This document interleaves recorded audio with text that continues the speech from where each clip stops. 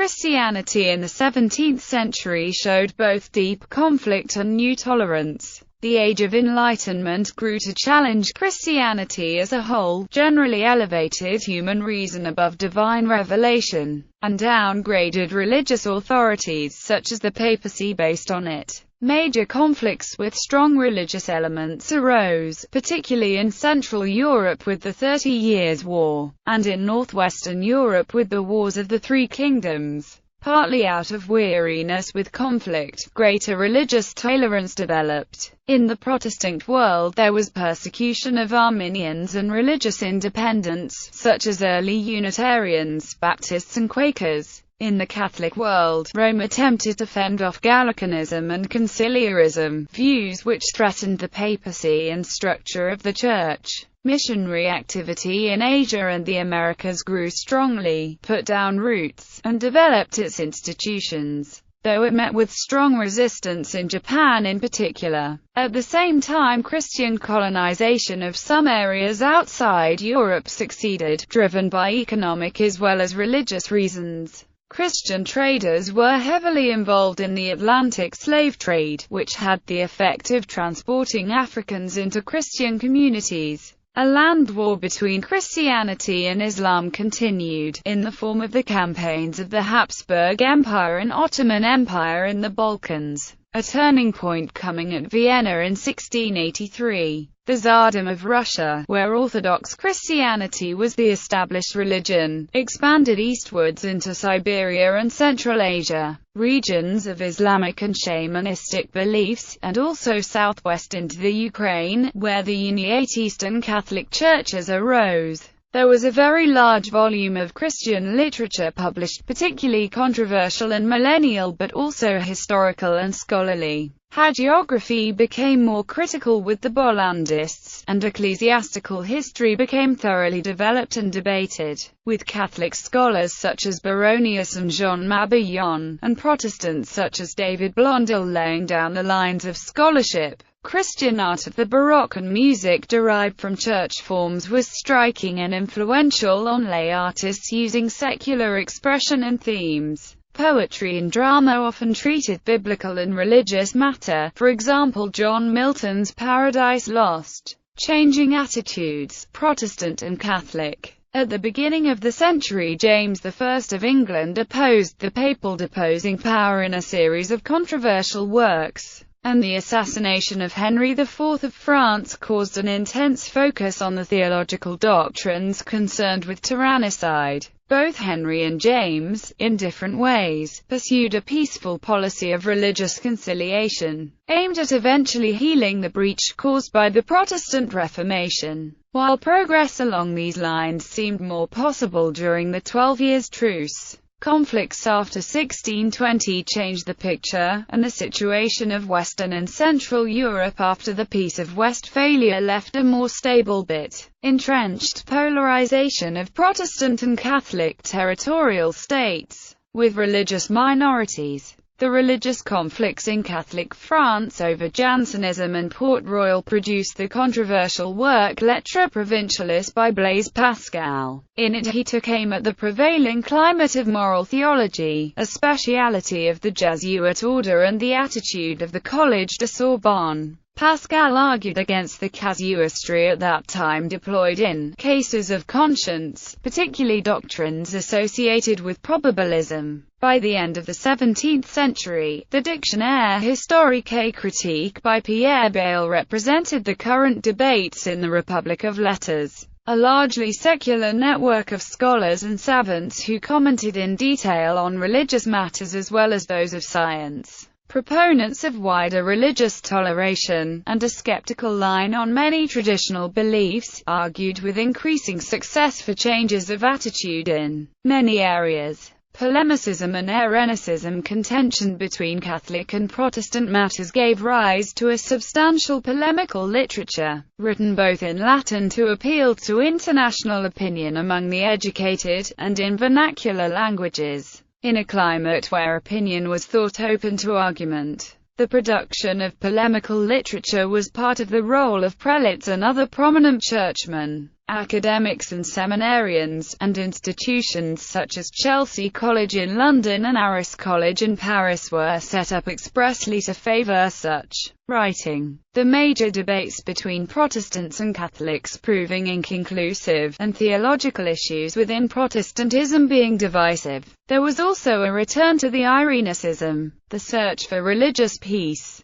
David Parius was a leading Reformed theologian who favored an approach based on reconciliation of views. Other leading figures such as Marco Antonio de Dominis, Hugo Grotius and John Dury worked in this direction. Heresy and demonology. The last person to be executed by fire for heresy in England was Edward Whiteman in 1612. The legislation relating to this penalty was in fact only changed in 1677, after which those convicted on a heresy charge would suffer at most excommunication. Accusations of heresy. Whether the revival of late antique debates such as those over Pelagianism and Arianism, or more recent views such as Socinianism in theology and Copernicanism in natural philosophy, continued to play an important part in intellectual life. At the same time as the judicial pursuit of heresy became less severe, interest in demonology was intense in many European countries. The skeptical arguments against the existence of witchcraft and demonic possession were still contested into the 1680s by theologians. The Gangra Reina by Thomas Edwards used a framework equating heresy and possession to draw attention to the variety of radical Protestant views current. In the 1640s, trial of Galileo in 1610, Galileo Galilei published his Sidereus Nuncius, describing observations that he had made with the new telescope. These and other discoveries exposed difficulties with the understanding of the heavens current since antiquity and raised interest in teachings such as the heliocentric theory of Copernicus. In reaction, scholars such as Cosimo Boscaglia maintained that the motion of the Earth and immobility of the Sun were heretical, as they contradicted some accounts given in the Bible as understood at that time. The Galileo affair, the process by which Galileo came into conflict with the Roman Catholic Church over his support of Copernican astronomy, has often been considered a defining moment in the history of the relationship between religion and science. Protestantism. The Protestant lands at the beginning of the 17th century were concentrated in northern Europe, with territories in Germany, Scandinavia, England, Scotland, and areas of France, the Low Countries, Switzerland and Poland. Heavy fighting, in some cases a continuation of the religious conflicts of the previous centuries, was seen, particularly in the Low Countries and the electorate of the Palatinate. In Ireland there was a concerted attempt to create plantations of Protestant settlers in what was a predominantly Catholic country, and fighting with a religious dimension was serious in the 1640s and 1680s. In France, the settlement proposed by the Edict of Nantes was whittled away, to the disadvantage of the Huguenot population, and the edict was revoked in 1685. Protestant Europe was largely divided into Lutheran and Reformed areas, with the Church of England maintaining a separate position. Efforts to unify Lutherans and Calvinists had little success, and the ecumenical ambition to overcome the schism of the Protestant Reformation remained almost entirely theoretical. The Church of England under William Laud made serious approaches to figures in the Orthodox Church, looking for common ground. Within Calvinism, an important split occurred with the rise of Arminianism. The Synod of Dort of 1618–19 was a national gathering but with international repercussions, as the teaching of Arminius was firmly rejected at a meeting to which Protestant theologians from outside the Netherlands were invited. The Westminster Assembly of the 1640s was another major council dealing with Reformed theology, and some of its works continue to be important to Protestant denominations. Puritan movement and English Civil War. In the 1640s, England, Scotland, Wales and Ireland underwent religious strife comparable to that which its neighbours had suffered some generations before. The rancour associated with these wars is partly attributed to the nature of the Puritan movement, a description admitted to be unsatisfactory by many historians. In its early stages, the Puritan movement stood for reform in the Church of England, within the Calvinist tradition, aiming to make the Church of England resemble more closely the Protestant churches of Europe, especially Geneva. The Puritans refused to endorse completely all of the ritual directions and formulas of the Book of Common Prayer. The imposition of its liturgical order by legal force and inspection sharpened Puritanism into a definite opposition movement. The English Civil War was a series of armed conflicts and political machinations between parliamentarians and royalists. The First and Second Civil Wars pitted the supporters of King Charles I against the supporters of the Long Parliament, while the Third War saw fighting between supporters of King Charles II and supporters of the Rump Parliament. The wars ended with the parliamentary victory at the Battle of Worcester on 3 September 1651. The war led to the trial and execution of Charles I, the exile of his son, Charles II, and replacement of English monarchy with first the Commonwealth of England, and then with a protectorate under Oliver Cromwell's personal rule. In Ireland, military victory for the parliamentarian forces established the Protestant ascendancy. After coming to political power as a result of the First English Civil War, the Puritan clergy had an opportunity to set up a national church along Presbyterian lines. For reasons that were also largely political, they failed to do so effectively. After the English Restoration of 1660, the Church of England was purged within a few years of its Puritan elements. The successors of the Puritans, in terms of their beliefs, are referred to as dissenters and nonconformists, and included those who formed various Reformed denominations. Puritan emigration to North America of Protestants, in what became New England, was led by a group of Puritan separatists based in the Netherlands. Establishing a colony at Plymouth in 1620, they received a charter from the King of England. This successful, though initially quite difficult, colony marked the beginning of the Protestant presence in America. Unlike the Spanish or French, the English colonists made little initial effort to evangelize the native peoples. Roman Catholicism, devotions to Mary. Pope Paul V and Gregory XV ruled in 1617 and 1622 to be inadmissible to state that Mary was conceived non-immaculate. Alexander VII declared in 1661 that the soul of Mary was free from original sin. Popular Marian piety was even more colorful and varied than ever before. Numerous Marian pilgrimages, Marian psalm devotions, new Marian litanies, Marian theatre plays, Marian hymns, Marian processions, Marian fraternities, today mostly defunct, had millions of members. Pope Innocent XI.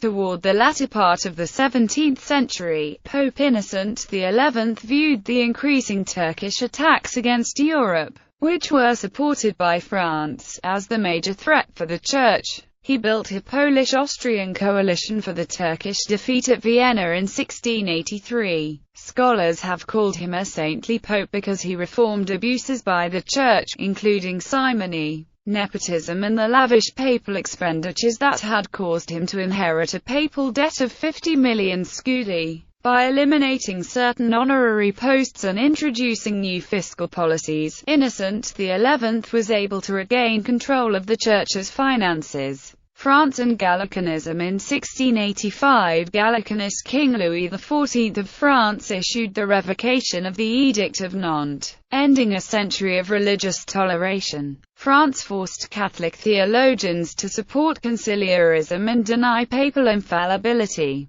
The king threatened Pope Innocent XI with a Catholic ecumenical council and a military takeover of the papal state. The absolute French state used Gallicanism to gain control of virtually all major church appointments as well as many of the church's properties. Spread of Christianity. The expansion of the Catholic Portuguese Empire and Spanish Empire, with a significant role played by the Roman Catholic Church, led to a Christianization of the indigenous peoples of the Americas such as the Aztecs and Incas. Later waves of colonial expansion such as the struggle for India by the Dutch, England, France, Germany and Russia led to Christianization of other populations, such as groups of American Indians and Filipinos. Roman Catholic missions during the Age of Discovery. The Roman Catholic Church established a number of missions in the Americas and other colonies in order to spread Christianity in the New World and to convert the indigenous peoples. At the same time, missionaries such as Francis Xavier as well as other Jesuits, Augustinians,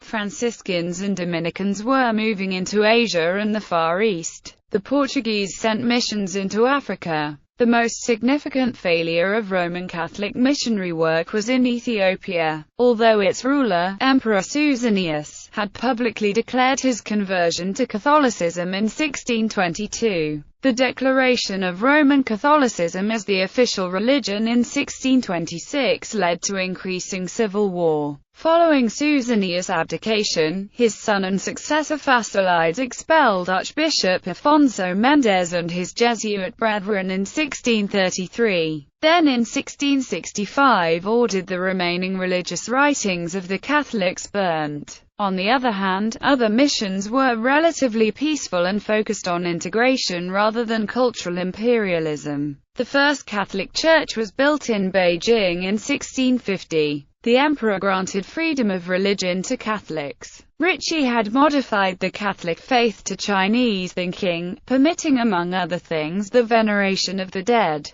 The Vatican disagreed and forbade any adaptation in the so-called Chinese rites controversy in 1692 and 1742.